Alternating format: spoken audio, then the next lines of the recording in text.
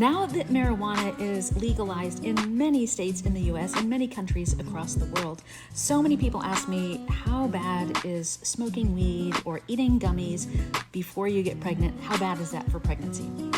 Well, a large study just was published that looked at some pretty significant side effects you should know about, mostly around your baby's brain development and future mental health. So it showed that there was a significant increased risk of mental health problems, ADHD, anxiety disorders, and so on. I won't go into the whole list for you, but do know that if you are going to use any cannabis products, be extra careful. You're much better off using just a straight CBD, which doesn't have the same impact if you're trying to manage anxiety or stress.